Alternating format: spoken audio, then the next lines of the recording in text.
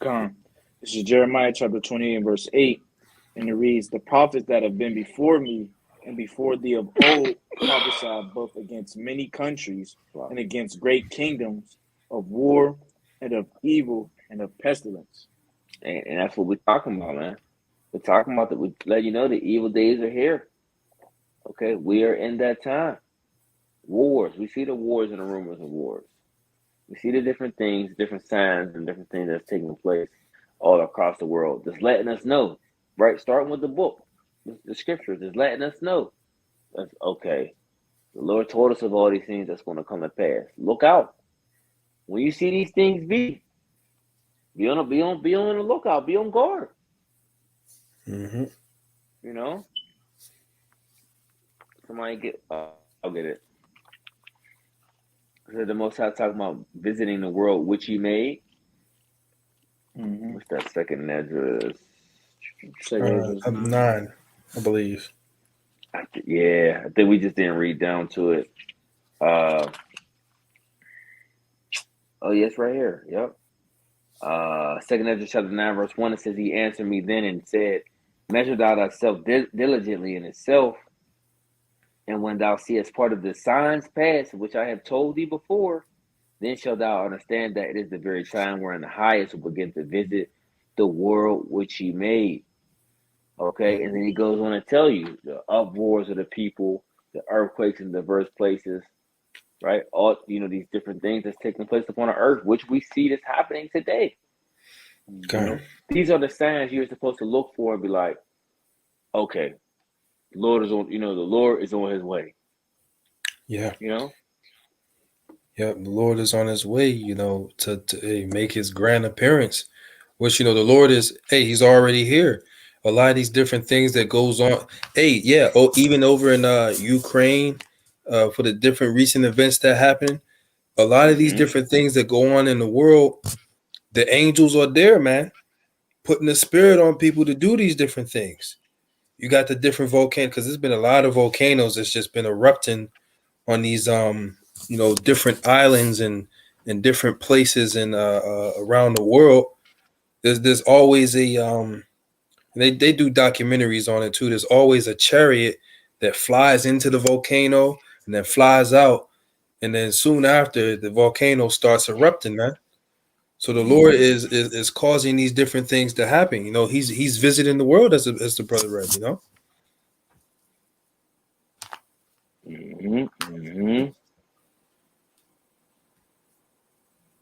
Hey, everything is being guided through the spirit and power of Yahweh. Yahweh, everything. Yep, everything. Yep. What you got over there, Taziar? I got Luke chapter 1 and verse 70. All right. Because going into like how the Lord is saying, giving the world the warnings through his men servants or prophets. This is Luke chapter 1 and verse 70.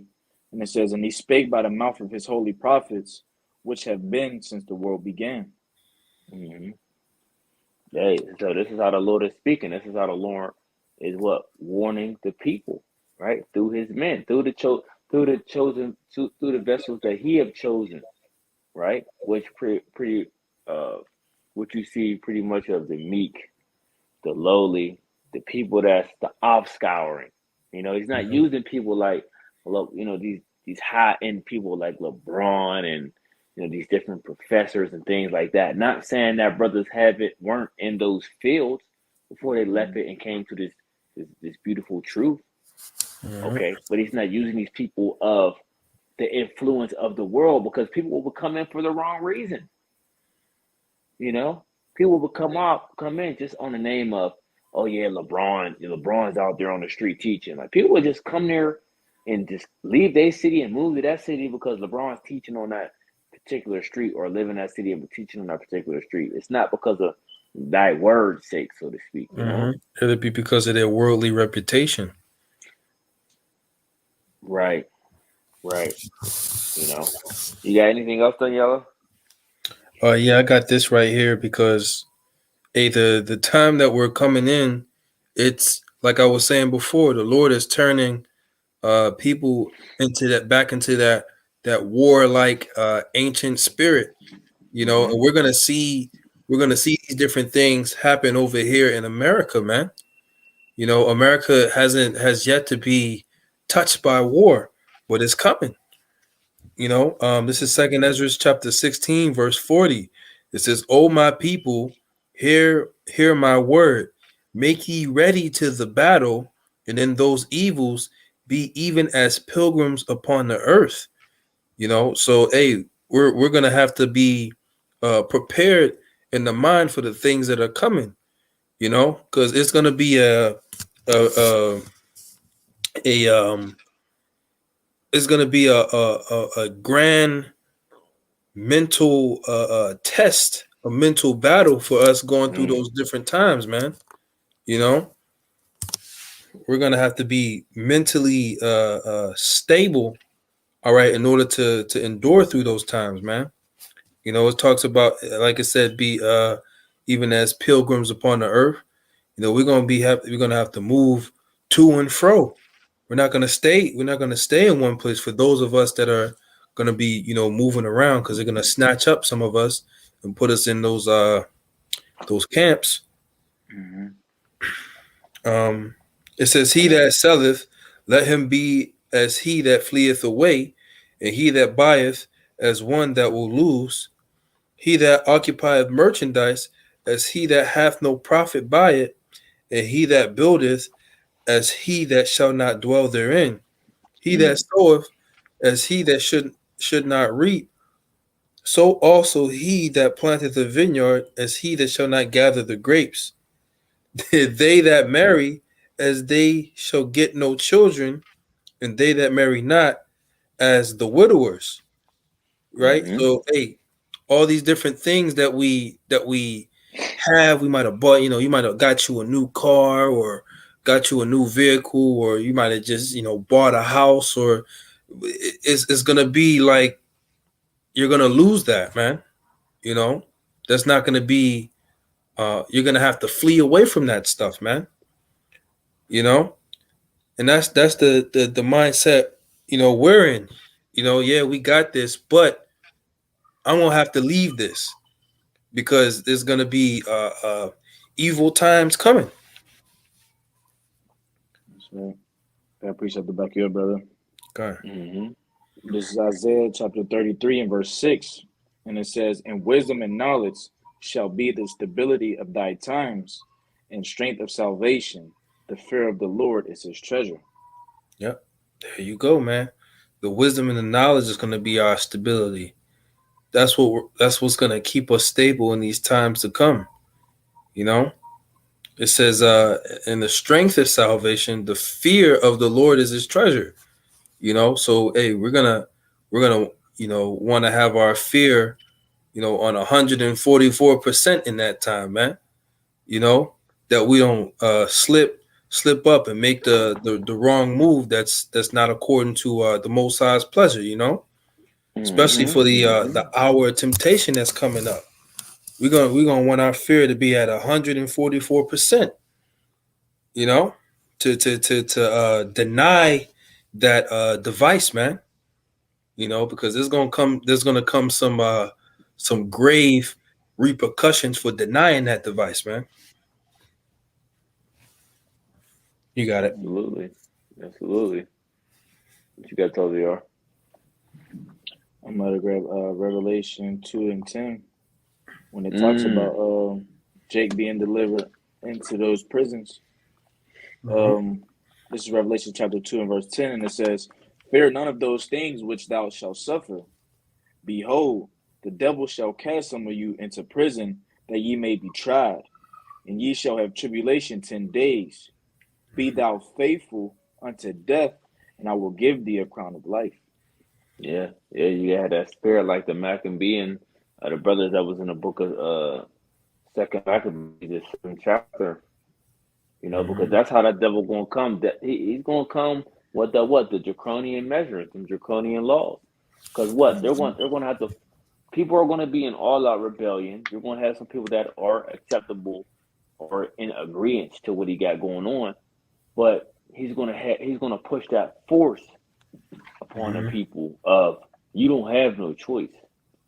Okay, it ain't no, you know, some of you is in agreement with the system. No, he wants all to be in agreement with the system, the MOTB system. Yep.